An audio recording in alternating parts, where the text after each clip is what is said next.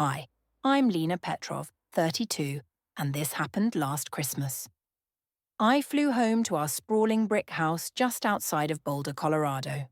Fairy lights twinkling, prime rib roasting, smelling incredible, the whole family around the table smiling, sharing stories, acting like everything was perfect. I waited until everyone was mid-bite.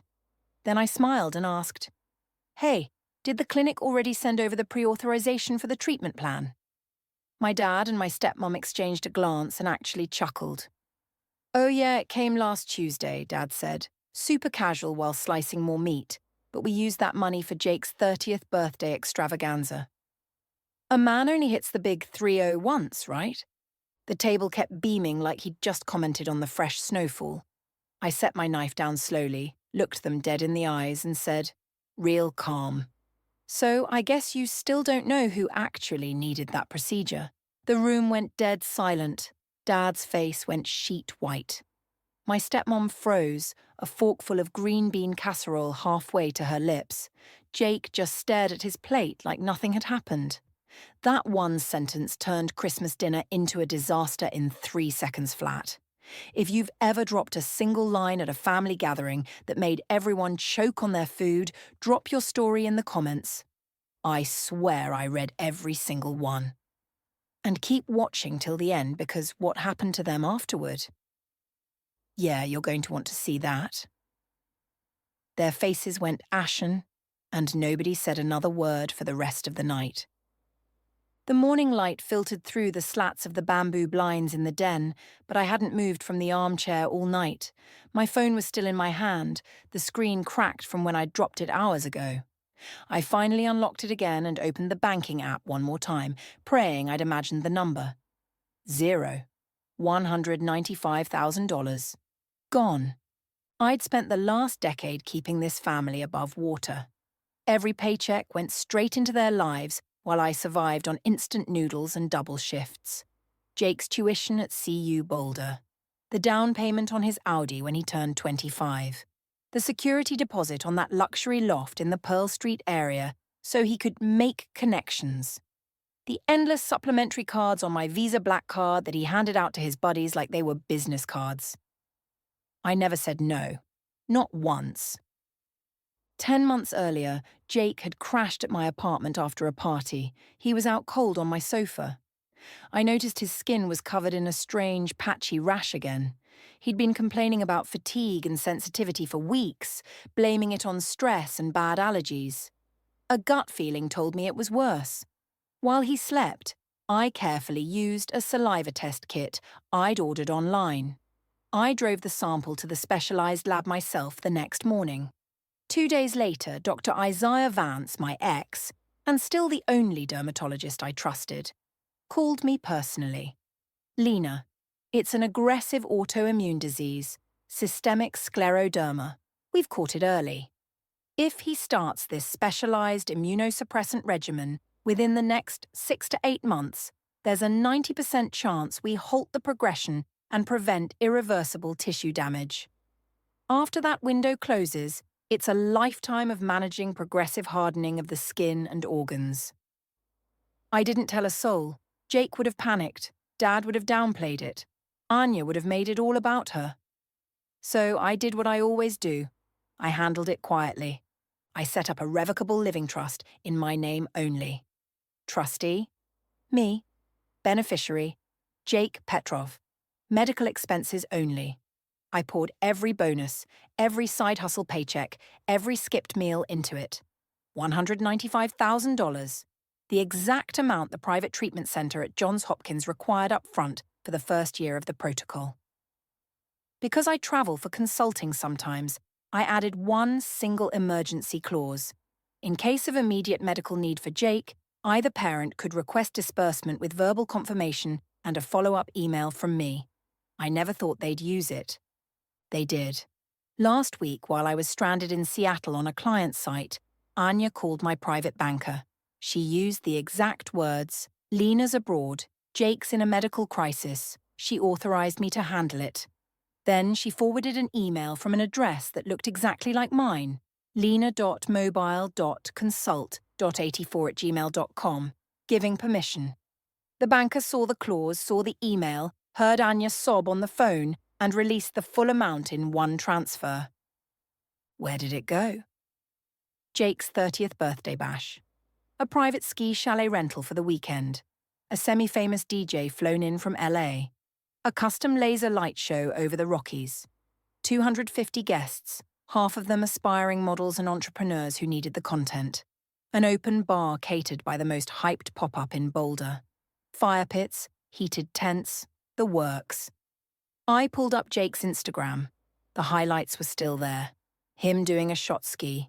Him spraying champagne off a balcony at dawn. Him grinning in front of a custom-lit sign that read, 30 and unbreakable. He had no idea the money fueling his weekend was supposed to keep his skin and organs from hardening for the rest of his life. I sat there until the sun was high, my phone dead in my lap. My little brother, the same kid I used to piggyback around the yard when he was 6, was about to lose his future because our own parents traded it for one weekend of social media clout and laser beams. For the first time in 10 years, I didn't cry. I didn't scream. I just felt something inside me switch off. And that was the morning I decided they were on their own. The doorbell shattered the silence at 2 o'clock in the morning. I knew who it was before I even reached the door. I opened it and there they stood. Dad, Anya, and Jake, all three reeking of cheap whiskey and fury. Anya shoved past me first, clutching a thick stack of papers like a weapon. "You cancelled every one of Jake's supplementary cards, didn't you?" she hissed, slapping the statements on my entryway table. "His visa was declined at 3 different places today. He couldn't even pay for his own latte." Dad stormed in right behind her. "The Audi payment bounced. The repo company already called. They're coming for it in 48 hours, Lena. 48 hours. Jake lingered in the doorway. Beanie pulled low, eyes glassy. He looked younger, weaker. "Sis, the property management company slapped a 72-hour pay or vacate notice on the loft door. My roommates are losing it." I'm about to be on the street. I closed the door slowly and leaned against it. For the first time in my life, I didn't flinch. Anya kept going, her voice climbing an octave. "Do you have any idea the embarrassment? His friends are all texting him. 'Dude, why is your card declining?' He's 30, not some freshman on a budget. This is humiliating." Dad pointed a finger at my chest. "You don't get to pull the plug on a whim. This family operates on what you provide. It always has. You stop. We all stop. That's the arrangement." Jake finally stepped inside, rubbing his jaw. "Come on, Lee. Just flip the switch back on. I'll pay you back when my influencer collab posts. 2 weeks, max." I looked at each of them, one by one. 10 years of demands, guilt trips, and frantic Cash App requests flashed through my head. The thousands I'd sent so Jake could keep his image. The work conferences I'd missed to cover his rent. The holidays and milestones I'd worked triple shifts to pay for. I took a slow, deep breath. No. The word hung in the air like a firecracker. Anya's mouth actually fell open. "What did you just say?" I said no. Not another cent. Not another payment. Not another excuse. Dad's face turned a deep crimson. "You don't get to decide that. You've been financing us since you were 22. That is your role. You don't just walk away." "My role," I laughed, a short, harsh sound. "I'm not a walking, talking wallet." Jake tried the wide-eyed, pleading look that always worked when we were kids. "Lee, please. I've got club appearances lined up, partnerships. If I show up looking like I can't afford my own drinks, it's over." Anya snatched the papers again and fanned them out like a deck of cards. "Look at these statements. Look at what you've done. You want your brother living in his car?" I didn't touch the stack. He's 30. He has a business degree. He drives a car he can't afford and lives in an apartment he doesn't pay for. That's not my problem anymore. Dad took a step closer, his voice dropping to that terrifying, calm tone he used when I was a teenager. "You think this is over? You think we're just going to let you dismantle everything we've built?" Anya cut in, her eyes narrowed to slits. You have 24 hours to reverse every single cut-off. The cards, the car payment, the rent, all of it. Or you're going to find out exactly how far we're willing to go to protect this family. Jake just stared at the floor, shifting his weight, waiting for me to cave like I always did. I walked past them, opened the front door wide, and stood there. 24 hours starts now, I said. Get out. They didn't move for a second, like they were waiting for me to take it back. When it didn't happen, Anya scooped up her papers, muttering curses under her breath. Dad gave me a look that could have started a fire. Jake hesitated the longest, then shuffled out behind them. The door shut. I locked it, slid the chain, and for the first time in a decade, the apartment was completely quiet. I stood there in the dark hallway, heart hammering, waiting for the guilt to crush me like it always had. It never came. A thick manila envelope sat on my doormat when I got home from work. No stamp, no return address, just my name typed in bold. I carried it inside, slid it open, and felt the world tilt under my feet. Petition for appointment of guardian of the estate and person for Lena Marie Petrov. Filed by Robert and Anya Petrov, petitioners. The cover letter from their attorney, Charles W. Finch, was only 4 paragraphs, but each one landed like a hammer blow. Paragraph 1. I had abruptly and without cause terminated all financial support. Paragraph 2. I exhibited signs of severe mental instability, including paranoia and erratic behavior. Paragraph 3. I posed an imminent risk of squandering my assets and was a danger to myself. Paragraph 4. If I signed the enclosed voluntary guardianship agreement immediately, they would limit the proceeding to financial oversight only. If not, they would seek full guardianship, including the right to place me under psychiatric evaluation and control all medical decisions. Attached was the pre-filled agreement. My signature line already had a little yellow sticky arrow pointing to it. I read the whole packet 3 times, hands shaking harder with every page. They had statements from people in my building saying I'd become a recluse, a printout of my credit report showing I'd closed all shared accounts, screenshots of texts I'd sent Jake telling him to grow up, a note from Anya's life coach claiming she feared for my stability because I'd become emotionally frozen. They even attached a draft ex parte order asking a judge to freeze every account in my name pending a hearing. I called the only person I knew who wouldn't flinch at this.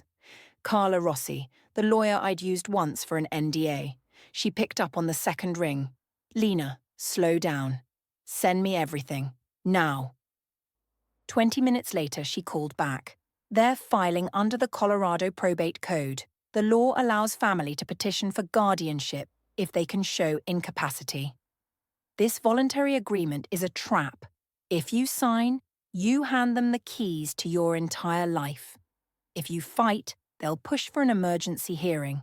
We need to move fast. She told me to gather every bank record, every text, every single piece of proof that I was perfectly competent and that they were the ones who had looted a medical trust. She also told me to expect things to get vicious. That night, I sat at my kitchen table, surrounded by folders, scanning documents until dawn. Every time I thought about signing just to make the nightmare stop, I pictured Jake raising a glass with money that was meant to save his life. And the urge passed. By morning, I had a plan. I wasn't going to sign, I wasn't going to beg, and I sure as hell wasn't going to let them institutionalize me to keep the money flowing. I sealed my own envelope, thicker than theirs, addressed it to Charles W. Finch, and dropped it in the mail. Inside was a single sheet of paper. See you in court. Sleet pelted the windows so hard it sounded like gravel. I had just gotten home from the store, arms full of bags, when I noticed the certified letter taped to my door. The envelope was from my company's HR. My stomach plummeted before I even ripped it open. Inside was a single sheet. Immediate termination of health coverage due to detection of multiple fraudulent claims exceeding $52,000. 7 itemized bills were stapled behind it. Emergency psychiatric evaluations at Boulder Community, inpatient therapy at a wellness retreat in Estes Park, crisis interventions, all dated within the last 45 days, all listing me as the patient complete with forged electronic signatures that looked exactly like mine. I had never set foot in any of those places. I called the insurance carrier right there in the hallway, sleet blowing in under the door. After an hour on hold, a supervisor finally read the claims back to me. "Ma'am, these were submitted through the provider portal with your member ID and a digital signature. We are legally required to suspend coverage pending a full investigation." I asked for the submission IP addresses.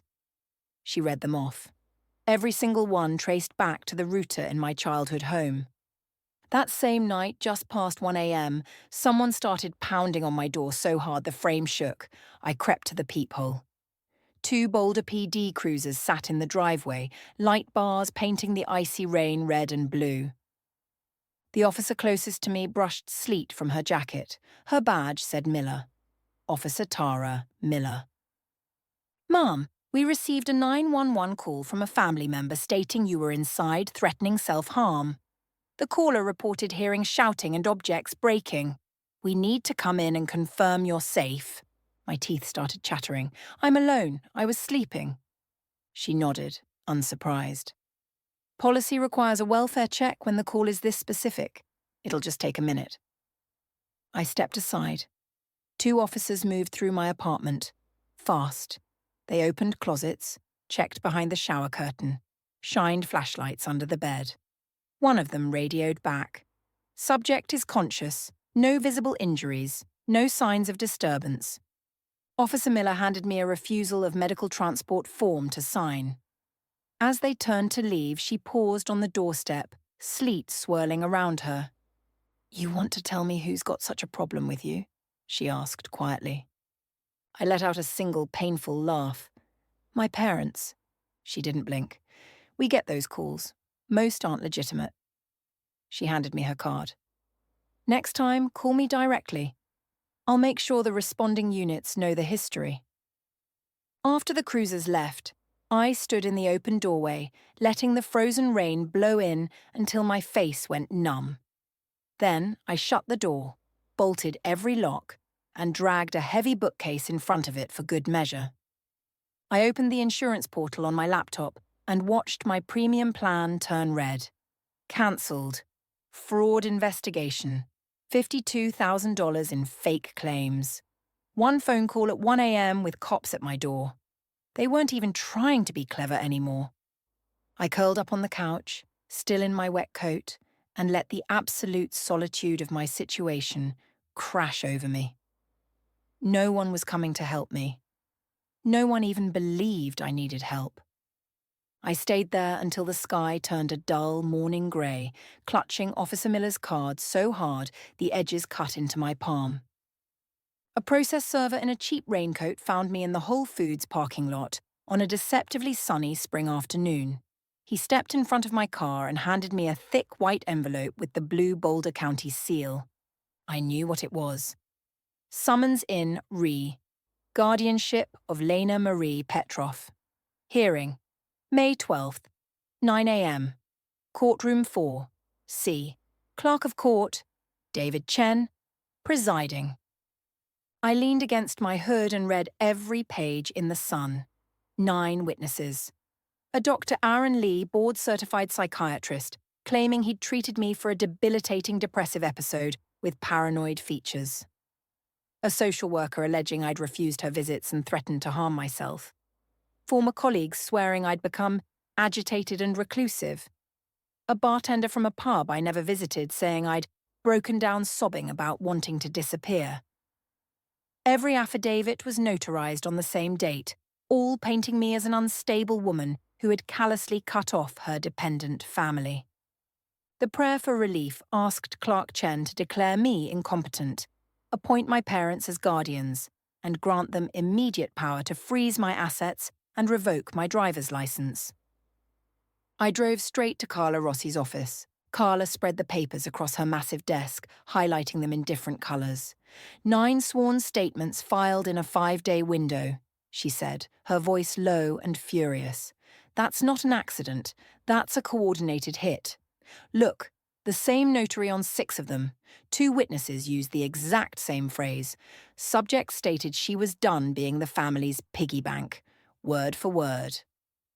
She pulled up the Colorado probate code on her screen. This is a bench trial. David Chen decides everything. If he believes even a fraction of this, he can sign the order and you lose your freedom by noon. She then slid a massive counter-motion toward me. We're not just fighting this. We're annihilating it. She had already subpoenaed the notary's records, the pub's security footage, and my work time sheets proving I was nowhere near the places described. She had affidavits from 2 of the witnesses who had recanted, admitting they were paid $750 to sign blank forms. Most importantly, she had Dr. Isaiah Vance locked in.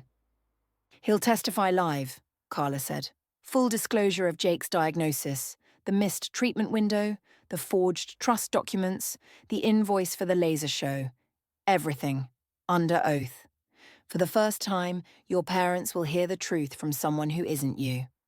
I spent the next 3 weeks living and breathing legal strategy. I printed every record, practiced my testimony, until my voice was steady.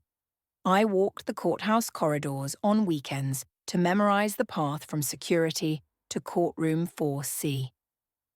On the morning of May 12th, the aspens were shimmering in the breeze. I wore a simple black suit I'd bought for a funeral years ago, the one I thought represented an end.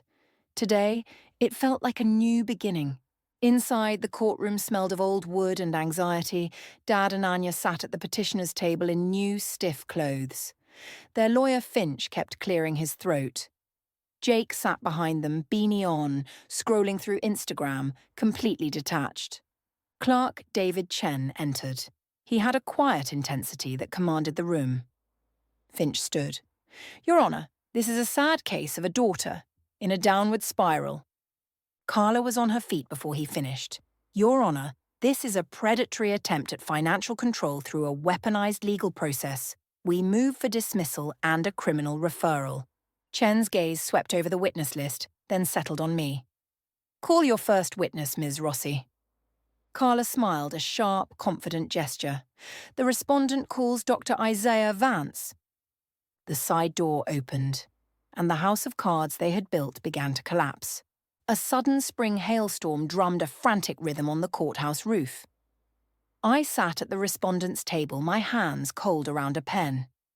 Across the aisle, my parents maintained their masks of concerned dignity. Jake slouched in the front row, earbuds in, treating his own future like a boring rerun.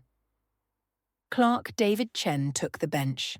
The room fell silent except for the roar of the storm. Finch began, his voice oozing false sympathy. Your Honour, we are only here out of love for our daughter. Carla rose. Your Honour, the petitioners are here to loot my client's life through fraud. We ask for dismissal and a criminal referral. Chen's eyes narrowed. Counsel, you've listed Dr. Isaiah Vance. Proceed. The side door opened. Isaiah walked in, wearing a crisp suit, holding a thick blue binder. He hadn't spoken to me since our split, but today his gaze met mine for a brief second. It was filled with a determined resolve. He took the oath. Carla started gently. Dr. Vance, what is your relationship to Jake Petrov? I am his diagnosing physician. 10 months ago, I confirmed he has systemic scleroderma. Without immediate and aggressive treatment, the disease causes progressive, irreversible hardening of the skin and internal organs. The window to halt this was critical. A murmur went through the gallery. Anya shot up. Objection, that's confidential. Overruled, Chen said sharply. Continue. Isaiah opened the binder and projected documents onto the screen. The forged email, the bank transfer, the chalet rental agreement, the laser show contract. Dad's face lost all colour. Anya gripped the table edge. Isaiah continued, relentless. The therapeutic window closed 3 months ago. Jake now faces a lifetime of progressive disability and powerful pain management. That money was his only chance at a normal life. Jake ripped out his earbuds. What is he talking about? Isaiah turned to him. Your parents spent the trust fund for your life-saving treatment on your birthday party. You needed that money to have a functioning body for the rest of your life. Jake's face went slack. He looked at Anya. Mom? She refused to look at him. Carla handed Clark Chen the stack of witness affidavits, then the recantations from the paid witnesses. Finch tried to object again, but Chen silenced him with a look. He read through the documents for what felt like an eternity, the hail providing a chaotic soundtrack. Finally, he looked up, his voice like iron. After reviewing the evidence, I find no credible basis for a finding of incapacity.